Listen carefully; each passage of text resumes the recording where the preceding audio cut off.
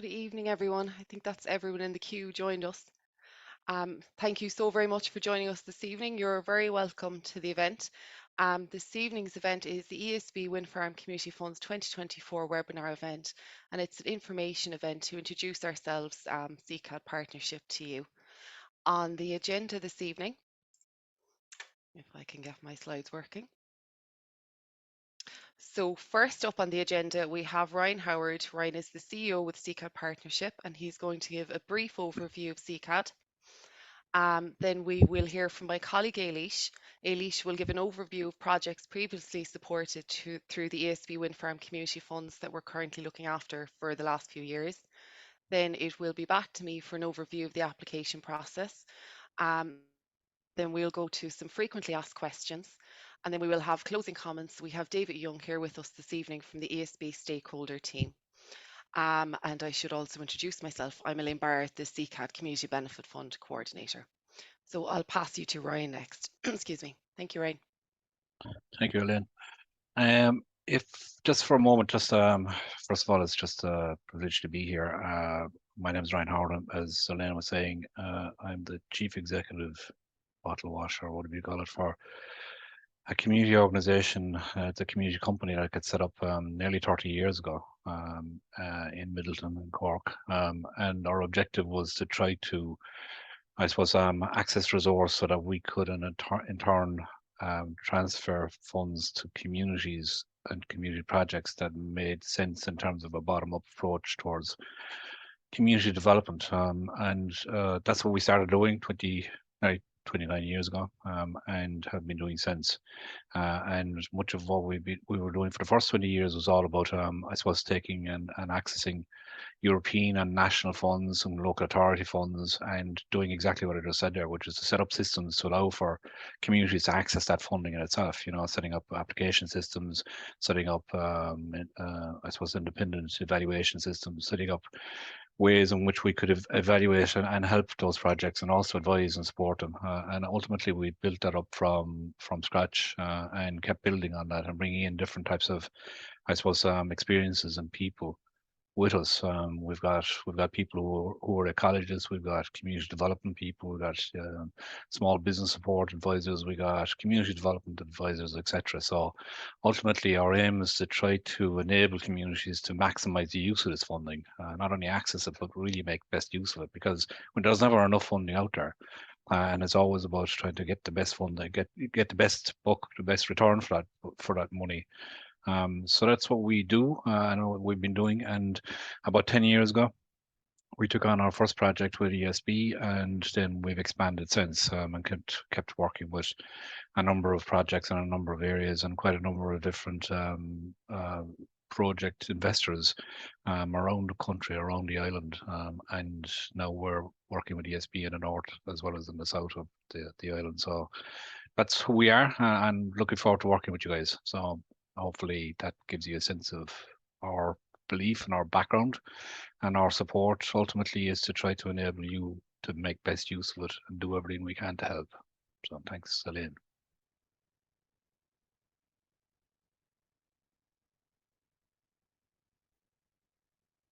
Thanks, Ryan. Ailish, I'm just going to get your slides up there for a little overview of the projects that have previously been supported.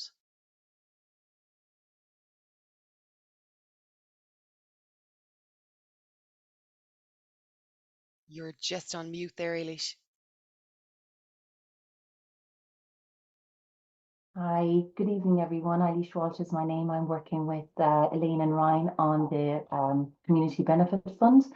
So the first project we're looking at there is a project from Isle National School. This is from a wind farm in Tipperary, Capel Wind Farm. It's in a very rural part of Tipperary. It has just 120 pupils in the school.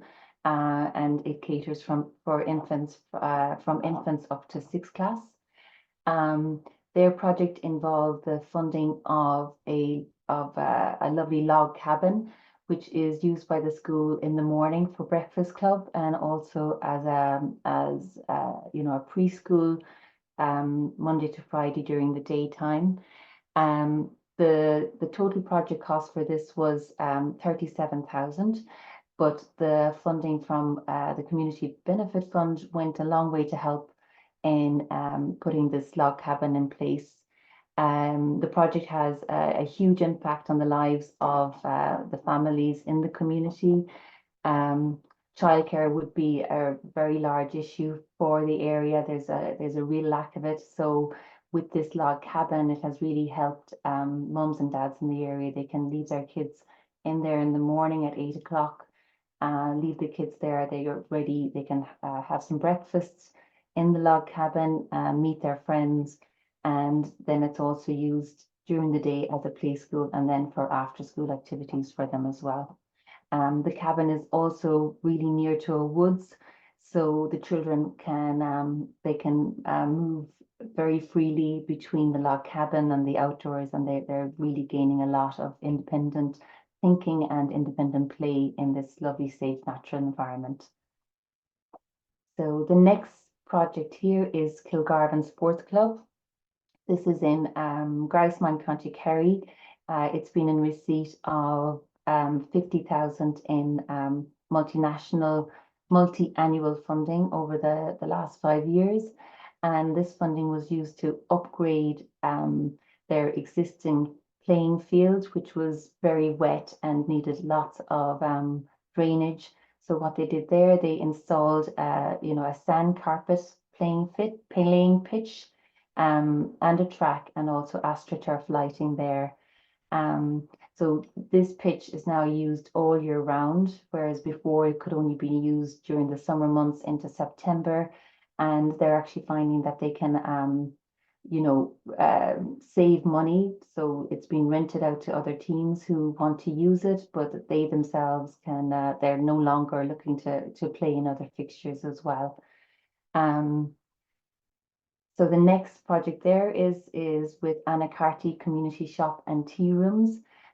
This community shop and tea room opened in 2025. It gives a lovely, safe environment where people can come and meet and chat and have a cup of coffee.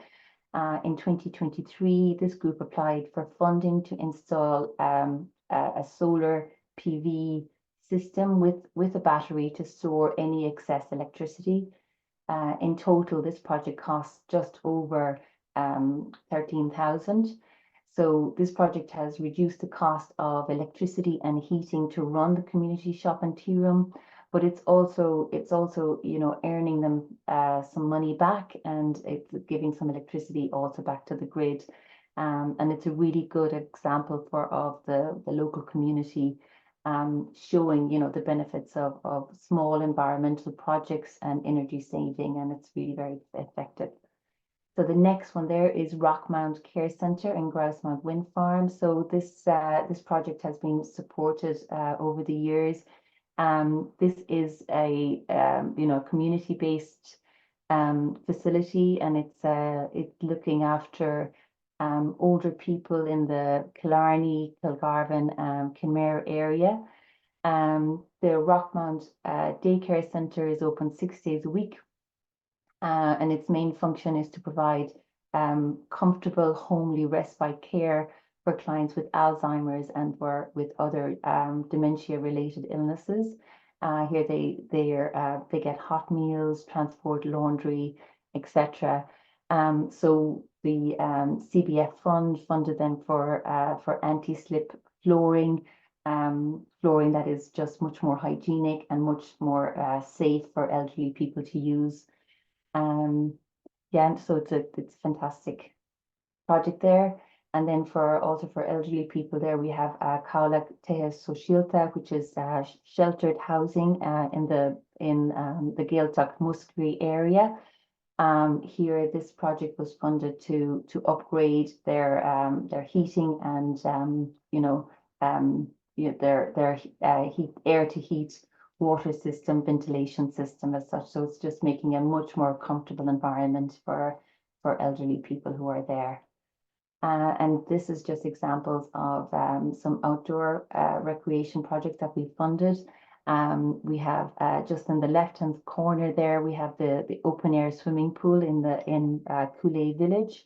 This pool offers swimming lessons and lifeguard training and such, and it's open from May till September as well.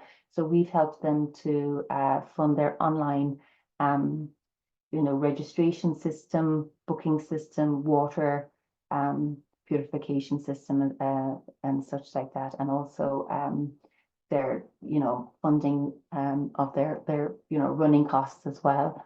And there, just on the lower left-hand side, is a volunteer group, Ballybrony Tidy Towns, and this group is involved with the upkeep of looking after Ballybrony Village. So they organise litter picks, community days, planting, etc.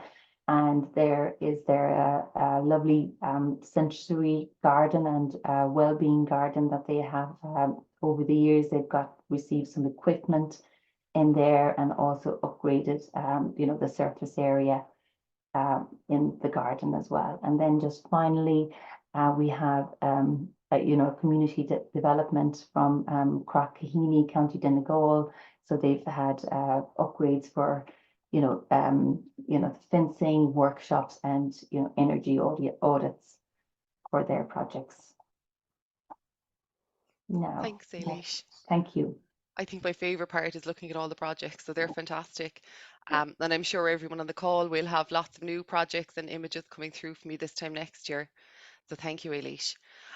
Just to mention as well, I'm going to touch next on our websites and the application portals, but you might have some questions as we're going along. If you'd like to pop them into the chat function, if you could add your name and your email, and if we can't get back to you this evening or it's a question we need to look into and come back to you, we'll certainly be back to you tomorrow. So first up, the website I'd like to look at, and I consider this our information website. So it's windfarmcommunityfunds.ie. And on this site, this is the homepage, just a little section. So you can see there to the right, we have our news section. We'd often pop some news and updates in there. And on the homepage, if you scroll down a little bit from here, the fund guidelines are available to download. Also on the banner up the top, if you click on the funds, it gives a little synopsis for each wind farm, so each of the 21 wind farms. So you can take a look at the map, the area of benefit, the suggested fund guidelines, the suggested fund value, and you can also click a link to go directly to our application portal. You can click on case studies, and again, I'm sure we'll have a few more to add for you for next year. So they're just a little synopsis of different projects, different types that have been funded throughout the years. Frequently asked questions section that we update regularly. Clicking the apply button again will give you a link to our application portal, and on the contact page there's information for CCAD and how to get in touch with us. And then the next website that we have here is our application portal. So the home screen there that you can see, and that's on communitybenefitfunds.ie. So the funds are open this year until the 8th of March. On the full screen, when you scroll down, you can see the fund guidelines and you can see a beginner's guide. You will first be going to that registration form. So you'll be putting in your first name, last name, choosing a username and password and your email. You'll receive an automatic email from our system confirming your registration. Please do check your junk or your spam folder for that email. And if you don't get the email within 5 minutes, do contact us and give us a call and we can help you out. Once you've registered, you can go to log in again with your username and your password, and you will be clicking, you don't see that button here because I'm not logged in, but you'll be clicking on application form 2024 to begin, and you'll be going from section A right to section G. We also have a help section, and that's going to pop up there. So there's a number of different helpful forms and information in here to help you along the way. We would also encourage you at any stage, pop us an email or give us a call if you'd like to speak to us directly. So we have a beginner's guide, we have a video application. Your own responses might be different to those in the video. An application form summary, so that'll tell you from section A, B and C which information is required. We have our fund guidelines, frequently asked questions. We have the tax declaration form for your groups, whether you're incorporated or unincorporated, to download. Feedback request form. We explain the multi-annual awards, and then our videos. So we'll pop this video up here in the next few days if any of your groups couldn't make it this evening, and there are some currently in there if you'd like to take a look through them. And again, we would encourage you to reach out if you have any issues with your application form, any questions, anything that you need us for, we're happy to help. Now, so next we come to our frequently asked questions. And again, please feel free to pop any of your own questions into the chat function. And I'll go to the first one. Thanks, Eilish. Now, question 1, what do I need to form a group and to submit an application? So for the main thing to submit an application is your group's bank account with the name of your group on the bank account, IBAN and BIC to send to us. Also a signed constitution. If you don't have a constitution, you can find one from our website there that Elaine just showed us. You can download a template and you can organize to make up your own constitution there for your group if you don't have one already. And then it depends on what you are applying for. If the item is under 5,000 euros or 5,000 pounds, you just need one quotation. But if the item or your project requires it's over 5,000, we would require 3 quotations there. And then it depends if you're doing a construction project, we would need to see that you have owner permission to do the project on the site, and if there's required planning permission, we would also need to see that as well. But if there's anything that isn't on the application when you send in to us, we will look at everything in detail and come back to you on it. Thanks, Eilish. Now, so question 2, I'm going to have to move my screen around here. How does the application process work if the applicant isn't comfortable with an online form? So if you're not comfortable with an online form, or if you're going to do your application and your ESB is down, your Wi-Fi is down, you can contact us directly and we can certainly take your information over the phone. If your scanner isn't working and you'd prefer to post documents into us, we can take those documents and scan them and add them to your online application form. So please don't feel that the application form is any barrier to submitting an application. We can arrange a time that suits you and we can go through the process with you, go through the questions and help you to put that application up. Question 3, how long does the application form take to complete? Well, if you have everything with you, i.e. what I mentioned before, the signed constitution, your bank statement, your quotation, once you log in and you're online, it shouldn't take you more than half an hour at most.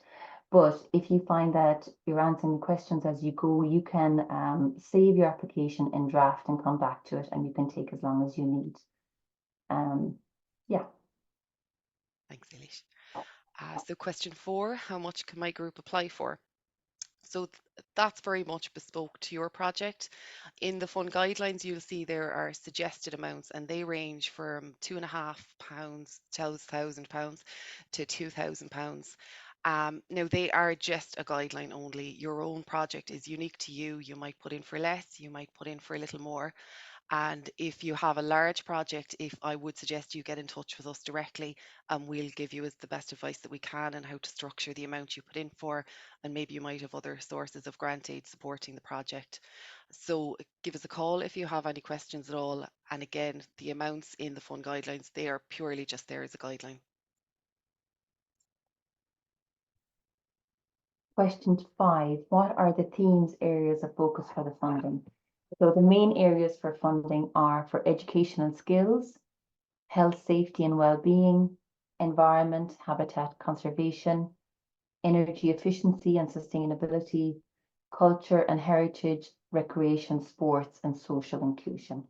So those are the main themes. I think it covers most areas there.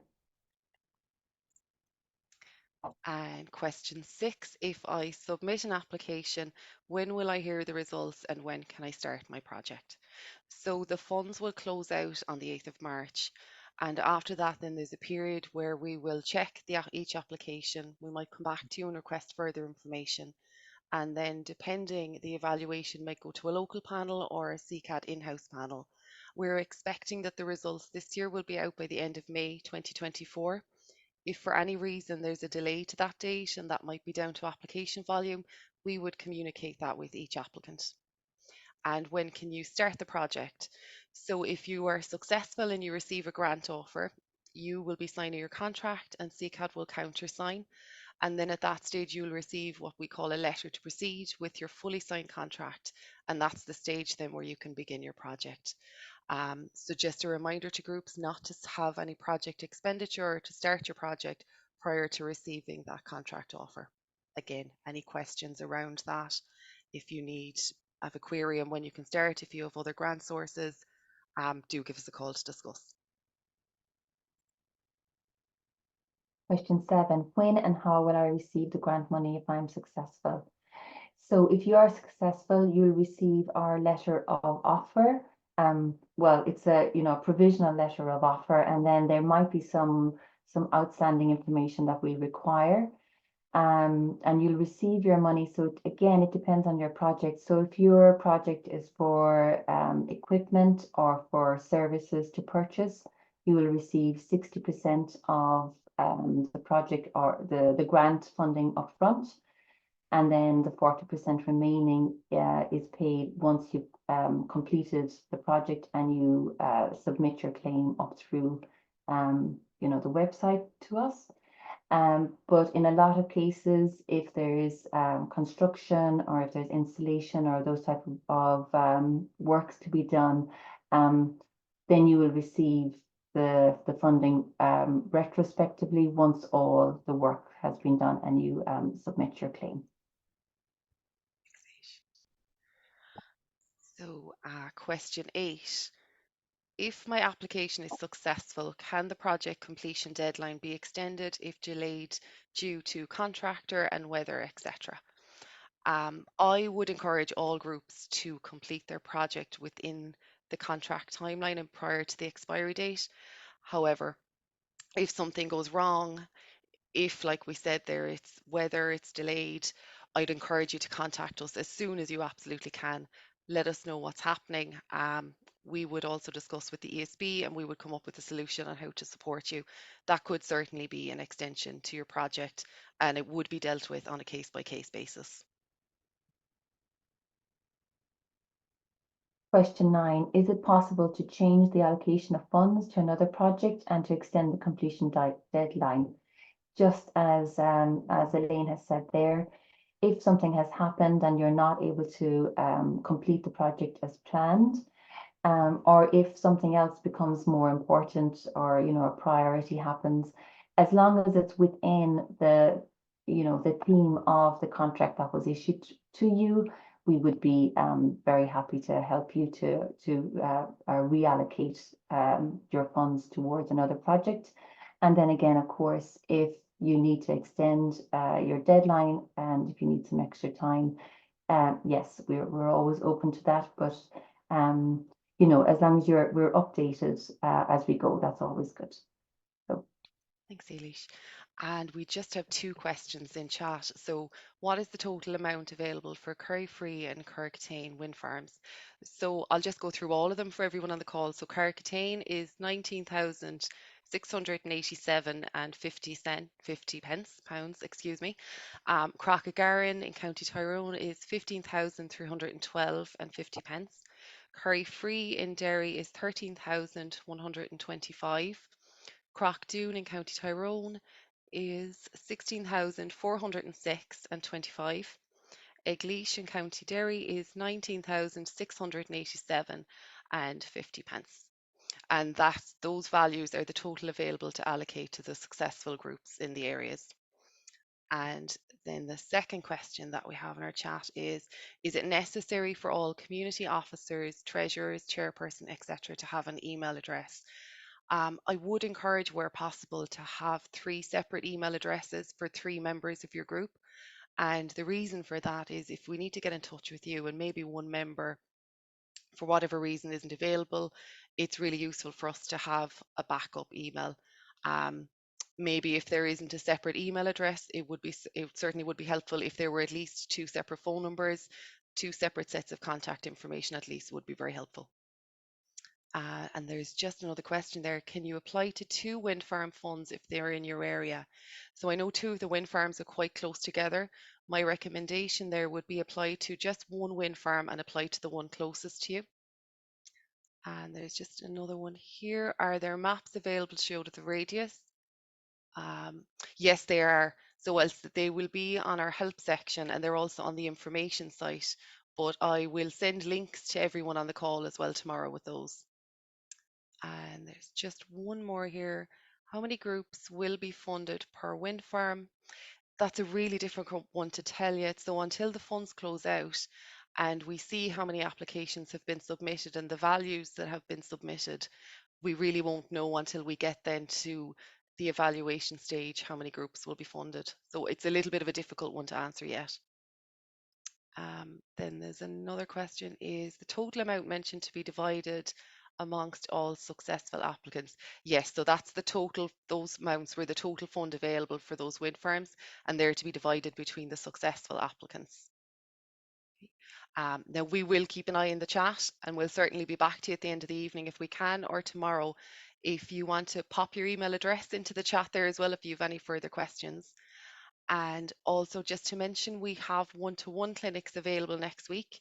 So those are Wednesday, Thursday and Friday, where you can book in with myself or Eilish a 20-minute time slot. It can be a phone call or an online meeting, and that's to discuss your project and your applications. Now, outside of those days and times, of course, you're very welcome to contact us at any stage. Um, we're usually available on the phone every morning. One of us is usually available throughout the day. If not, we would contact you back as soon as possible. Thank you. Oh, sorry, I just see someone asked about Carcatane. Carcatane is 19,687 and 50 pence. Yeah. So now we'll go over to, we have David Young with us, and David is a member of the stakeholder team with ESB Generation and Trading. Thank you, David. Thank you. Hi, everybody. Thanks very much. So just so that you know, we're working with ESB, which is the semi-state organization responsible for generating and providing the long-term electric needs for the country. Where we are in it, it's quite a big organization. We work in renewable operations, and that sits inside a division called Generation and Trading. So if you were to go on to the company website, you would find us in what we do, generation and trading, and there sits community benefit funds. One of the things that ESB adopted a new strategy last year, and it's net zero by 2040. So the company's ambition is to decarbonize the production of electricity by 2040. But there's also a very strong environmental, social, and governance, which means that we have to do be more ethical in our work, and that we do the right things and make the right decisions for the communities that we work with. So how we go about doing that is our strategy in the stakeholder team is that we aim to be a good neighbour in the communities that we work in. So what we want is our wind farms to deliver long-term social, economic and environmental benefits for everyone. And also that community benefit funds give us and the ESB and the wind farm stronger interaction and engagement with communities that were neighbouring the wind farms. So we're helping the communities to become more sustainable through the support and local initiative. In total, there in wind operations, there's 27 operational wind farms, and the community benefit totals around €1 million. But it's nice to see all of the projects that we went through earlier on is exactly the type of, I suppose, tangible community benefit where we see community facilities being enhanced and services being offered. So we're really enhancing what's already there, and they're very real life services that I suppose most of us use at different stages of our life. So that's everything from me.